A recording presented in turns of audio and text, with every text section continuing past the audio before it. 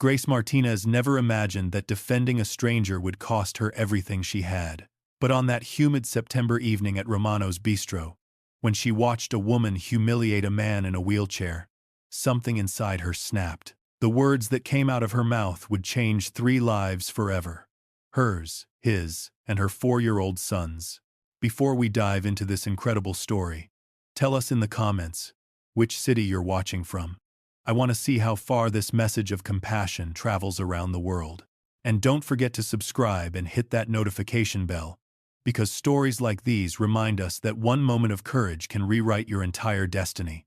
Alexander Hayes stared at his reflection in the restaurant window, his heart pounding against his ribs like a caged bird. 34 years old, CEO of a tech empire worth $50 million, and he was terrified of a blind date. His mother, Victoria, had orchestrated this evening with her usual relentless charm. Darling, Charlotte is absolutely perfect, beautiful, accomplished, and ready to settle down with the right man. The right man. Alexander's jaw tightened as he looked down at the wheelchair that had been his constant companion for the past 3 years. A drunk driver, a moment of twisted metal and shattered glass, and his life had split into before and after. Romano's Bistro hummed with Friday night energy, laughter mixed with the clink of wine glasses, soft Italian music floating through the air, thick with garlic and possibility. Alexander positioned himself near the window, watching Boston's city lights sparkle like scattered diamonds. He was 15 minutes early, a habit from his military days, before the accident stole his ability to stand at attention. The door swung open, and she walked in. Charlotte Pemberton moved through the restaurant like she owned it, designer dress hugging every curve, perfectly highlighted hair cascading over bare shoulders, heels clicking an expensive rhythm on the hardwood floor. Her eyes swept the room with practiced efficiency until they landed on Alexander. She smiled, but it was the kind of smile that never reached the eyes, the kind wealthy people learned at expensive boarding schools. Alexander? Her voice was honey smooth, each syllable precisely enunciated. That's me. You must be Charlotte. He extended his hand, forcing warmth into his voice. It's wonderful to finally. The words died in his throat as her eyes traveled downward.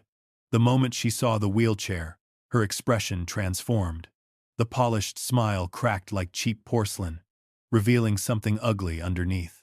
Shock flickered across her features, followed immediately by poorly disguised revulsion. You're in a wheelchair? Charlotte's voice dropped to a harsh whisper, each word dripping with accusation. Alexander's stomach twisted into knots. Yes. I thought my mother mentioned. Mentioned? Charlotte's laugh was sharp enough to cut glass. No, Alexander. She definitely failed to mention that you were like this. She spat the last 2 words like poison, his hands clenched beneath the table, knuckles going white. Look, I understand if this isn't what you expected. Expected? Charlotte pulled out her phone, scrolling with exaggerated disinterest. I canceled an important dinner at the Harbor Club for this. Do you have any idea how embarrassing this is? I have a reputation to maintain, and I simply cannot be seen with someone who's, well, you understand. Actually, I don't understand. Alexander's voice remained steady, but his chest felt like it was caving in. What exactly are you saying? Charlotte leaned forward, her eyes cold as January rain. I'm saying I deserve someone whole, Alexander. Someone who can actually keep up with me. Yacht parties, hiking in Aspen, dancing until dawn. Do you honestly think I'm going to spend my prime years pushing a wheelchair around like some kind of caretaker? The words landed like physical blows. Around them, conversations at nearby tables began to quiet. People were starting to notice, their eyes drawn to the spectacle of Charlotte's cruelty. You know what the worst part is? Charlotte continued, her voice rising. Your mother wasted my time. You should put a disclaimer on your dating profile. Warning: defective merchandise. Would save everyone a lot of trouble. A voice cut through the tension like a blade through silk. Excuse me, but have you decided what you'll be ordering? Or is the lady already making her dramatic exit?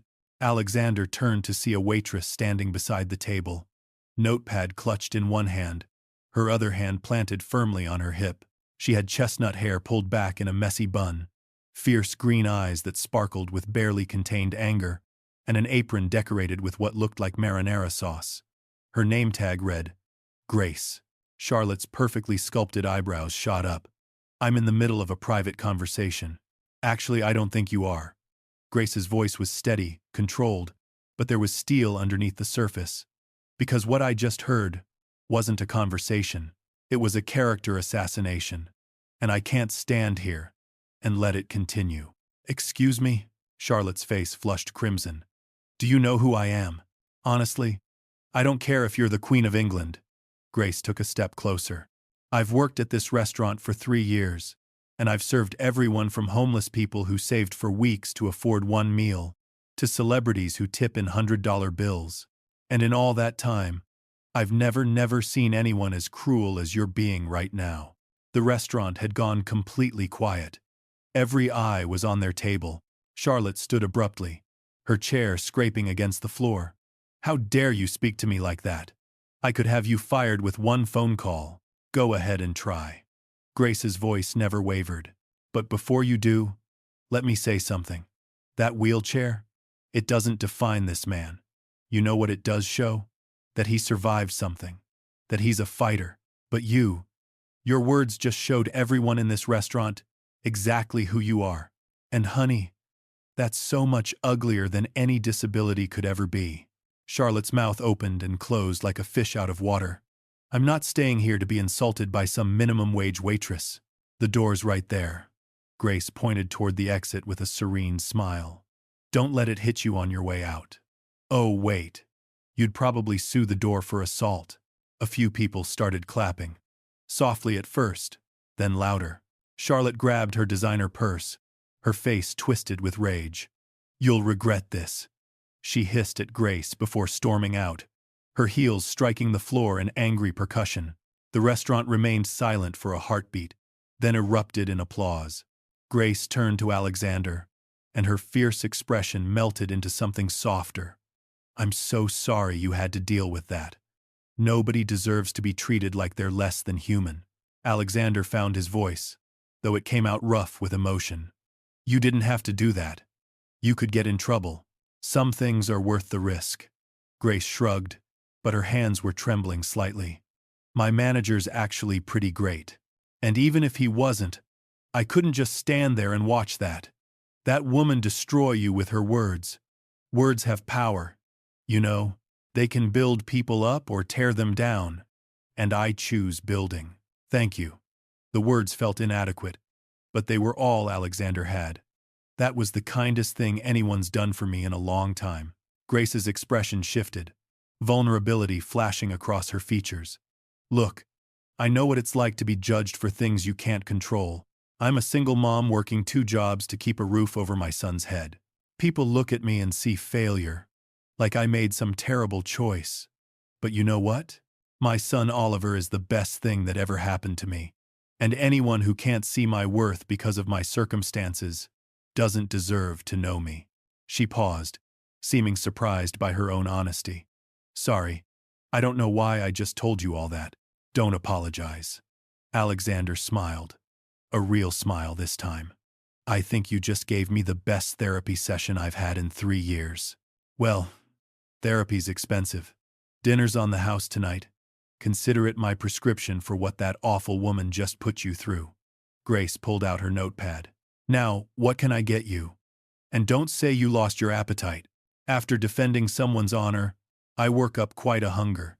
And I'm betting you do too. What do you recommend? The lobster ravioli. It's like a warm hug from an Italian grandmother. Grace's whole face lit up when she smiled. And our tiramisu? Life-changing. I've literally seen people cry. For the first time that evening, Alexander laughed. Really laughed. Sold. Bring me the works. Grace returned with his wine, setting it down with a flourish. 1 glass of Chianti, prescribed for bad date recovery. You're not just a waitress, are you? Alexander studied her face. The way you speak. I was in college. Pre-med. Actually. A shadow crossed her features. Got pregnant my junior year. And my boyfriend decided fatherhood wasn't in his life plan. Neither was I. apparently. He transferred to California before Oliver was even born. That must have been terrifying. Terrifying doesn't even begin to cover it. Grace leaned against the empty chair, her professional mask slipping. I was 21, pregnant, suddenly single, and my parents had just died in a car accident 6 months earlier. I had nobody. No family, no support system, no money. I was going to give Oliver up for adoption, had the papers signed and everything. What changed? Grace's eyes grew distant, remembering. He was born 6 weeks early, tiny, barely 5 pounds, with these huge eyes that looked right into my soul. The adoption counselor brought him to me to say goodbye, and the moment I held him, her voice cracked. I couldn't do it. I just couldn't. He was mine. So I dropped out of school, got this job, and we've been figuring it out day by day ever since. How old is he now? 4. And he's the smartest, funniest, most amazing little human you'd ever meet. Pride radiated from every word. He wants to be an astronaut and a pizza chef. Says he'll make pizzas on the moon. Alexander laughed. That's actually brilliant. Moon pizza could be $1 billion industry, right? Grace's smile returned, transforming her entire face. That's what I told him. Over the next 2 hours, they talked. Really talked. Grace brought his food, and then conveniently found reasons to return to his table between serving other customers. She told him about Oliver's obsession with dinosaurs, her tiny apartment that leaked when it rained, her dream of finishing her degree someday. Alexander shared stories about building his company from his dorm room, the accident that changed everything, the grueling physical therapy that gave him minimal mobility back but cost him his ability to walk. Can I ask you something personal? Grace refilled his water glass. How do you do it? Stay positive, I mean. After everything you've lost. Alexander was quiet for a moment. Honestly, I don't always. Some days I wake up angry at the universe. Angry that some drunk driver took away my ability to walk, to run, to dance. Angry that people like Charlotte see the chair before they see me. But then I think about the alternative. I could have died that night. Instead, I'm here. I can still think, create, love, laugh. The chair is just metal and wheels. It doesn't define my worth. He paused. Though I'll admit, before tonight, I was starting to forget that. Thank you for reminding me. The restaurant manager approached the table, his expression serious. Grace, can I see you in my office? Grace's face went pale. Mr. Romano, I can explain. Now please. Alexander's stomach dropped. Sir, if this is about what happened earlier, it was entirely my fault. Grace was just... Mr. Hayes, I know exactly what happened. Mrs. Pemberton's mother called to complain. Mr. Romano's expression was unreadable. Grace, my office. Grace shot Alexander an apologetic look before following her manager. Her hands trembled as she walked away. Alexander sat there, fury building in his chest. If that woman got Grace fired for defending him, he would burn Charlotte's world to the ground. He pulled out his phone, already composing an email to his lawyers. 5 minutes felt like 5 hours. When Grace emerged from the office, tears streaked her face. Alexander's heart sank. Grace, I'm so sorry. I'll make this right. I promise. She looked up, and he realized she was crying and laughing at the same time. You're not going to believe this. Mrs. Pemberton did call to complain. She said I was rude, unprofessional, and should be fired immediately. And Mr. Romano told her that any woman who would treat a customer the way her daughter treated you is not welcome in his establishment. Then he gave me a raise for standing up for his customer and representing the restaurant's values. Fresh tears spilled down her cheeks. Alexander, I got a raise. Do you know what this means? I can finally afford Oliver's pre-K program. The good one, with the science curriculum. Alexander felt something shift in his chest, like a door opening that he'd kept locked for 3 years. Grace, can I take you to dinner? A real dinner. Not as your customer, but as someone who wants to know everything about you. Grace wiped her eyes. smiling through the tears.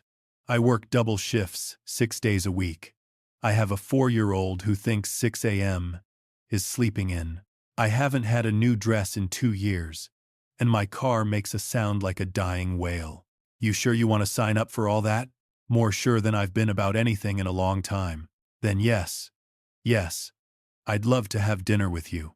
3 months later, Alexander stood in Grace's tiny apartment, his heart hammering in his chest. He'd been planning this moment for weeks, rehearsing the words, but now that he was here, everything he'd prepared fled his mind. "Oliver," he called to the little boy playing with dinosaurs on the worn carpet. "Can you come here for a second?" Oliver scrambled over, his eyes bright with curiosity. "Are we going to the park? Mama said we might go to the park. Actually, I need to ask you something important first." Alexander reached into his jacket pocket and pulled out a small box. Inside was a second ring, a simple silver band with a small blue stone. "Do you know what this is?" "A ring." Oliver touched it reverently. "Like in the princess movies." "Exactly. Oliver, I love your mom very much, and I love you very much too. And I was wondering, would it be okay with you if I asked your mom to marry me? Because if she says yes, that would make me your dad. Not to replace anyone, but to be there for you, to teach you things, and play with you, and love you." Oliver's eyes went wide. "Would you come live with us? In our house?" "Well, actually, I was hoping you and your mom might come live with me. I have a big house with a backyard, and there's plenty of room for dinosaurs." "Can I have a dog?" Alexander laughed. "We can definitely talk about a dog." "Then yes." Oliver threw his arms around Alexander's neck. "You can marry Mama, but you have to ask her properly. With flowers. That's what the prince does." "Smart kid." Alexander ruffled his hair. "Want to help me?" 10 minutes later, Grace walked in from her shift at the hospital.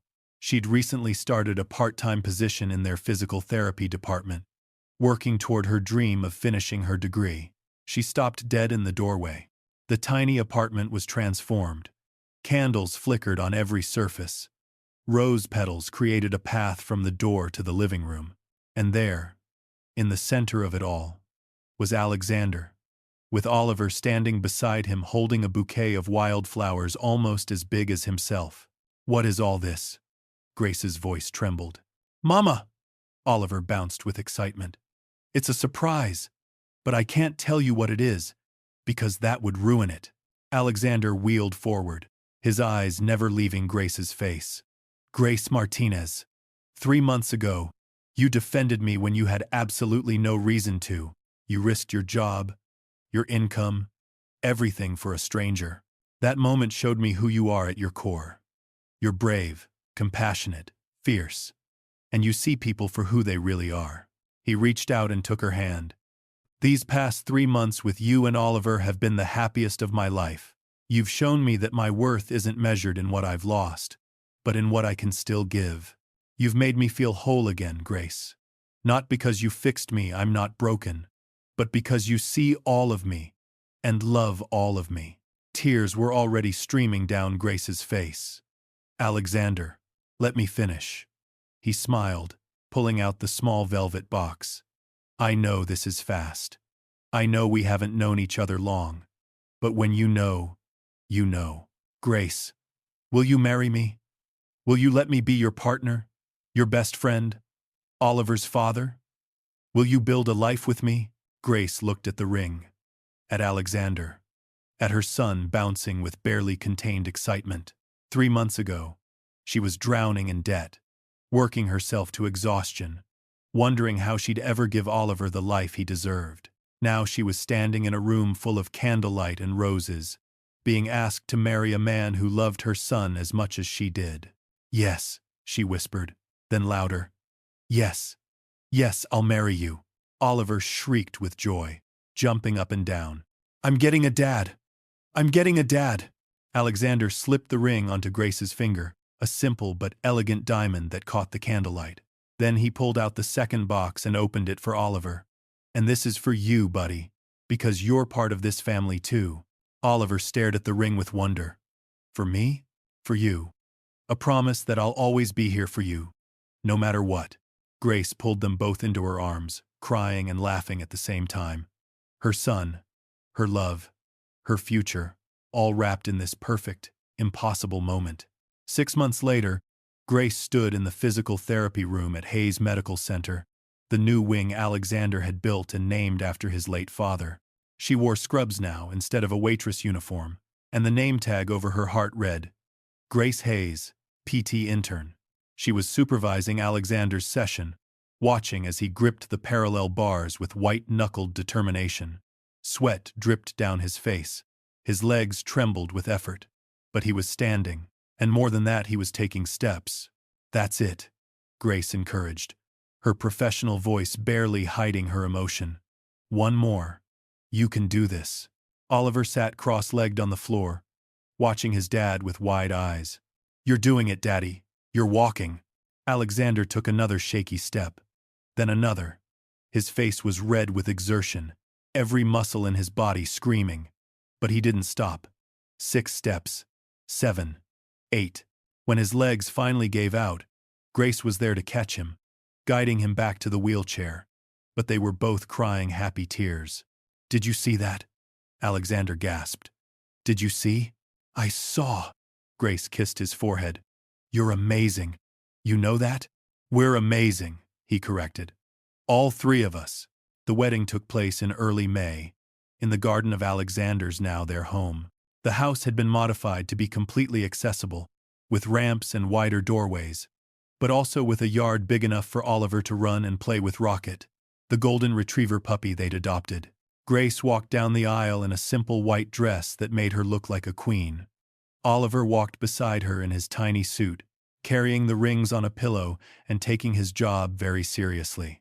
And at the altar, Alexander stood not in his wheelchair, but standing with the support of a cane, his legs shaking but his smile radiant. Victoria, Alexander's mother, wept openly in the front row. She'd apologized 100 times for setting up that disastrous blind date with Charlotte, but Grace always laughed it off. If you hadn't, she'd say, I never would have met the love of my life. As Grace reached the altar, Alexander took her hand. You look beautiful, he whispered. You're standing, she whispered back, tears already flowing. For you, I'd do anything. The ceremony was simple, but perfect. Oliver beamed when the officiant announced that Alexander was officially adopting him. The little boy threw his arms around both his parents, and there wasn't a dry eye in the garden. At the reception, as Grace and Alexander shared their first dance, him standing, leaning on her for support as they swayed to soft music, Alexander whispered in her ear, I have one more surprise for you. Alexander Hayes, I swear if you bought me another expensive gift, it's not a gift you can wrap. He smiled mysteriously. Remember how you said you wanted to finish your degree but couldn't afford it? Yes. And we agreed. I'd do it slowly, over several years. What if you didn't have to wait? What if you could go back full time? He pulled a paper from his jacket pocket. I've established a scholarship fund at Boston University, the Grace Martinez Scholarship for single parents pursuing careers in healthcare. It'll cover tuition, books, childcare, everything. And you're the first recipient. Grace stopped dancing. Alexander, no, that's too much. It's not nearly enough. He touched her face gently.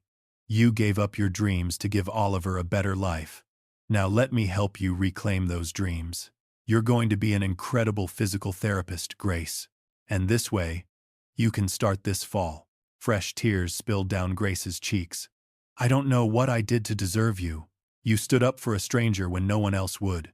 You showed me that compassion and courage are worth more than any amount of money. You loved me when I couldn't love myself. He kissed her softly. You saved my life, Grace. Let me help you build yours. As they danced under the string lights, surrounded by friends and family, with Oliver dancing with his new grandmother, Grace thought about that September evening that changed everything. She'd been terrified of losing her job, of not being able to feed her son, of the endless struggle that was her life. She never imagined that standing up for someone would lead to this, to love, to family, to dreams she'd thought were dead coming back to life. Sometimes the bravest thing you can do is speak up when you see injustice. Sometimes defending a stranger changes not just their life, but yours too. And sometimes, the person you save ends up saving you right back. Grace and Alexander's story reminds us that compassion costs nothing, but can change everything. One moment of courage, one decision to stand up for what's right, and 3 lives were transformed forever. What did you think of this story? Drop a comment below and rate it from 0 to 10. And if this story touched your heart, subscribe to this channel and hit that notification bell so you never miss another story about people who choose kindness over cruelty, love over judgment, and courage over comfort. Remember, you never know when your moment to make a difference will come. But when it does, I hope you'll be brave enough to take it. See you in the next story.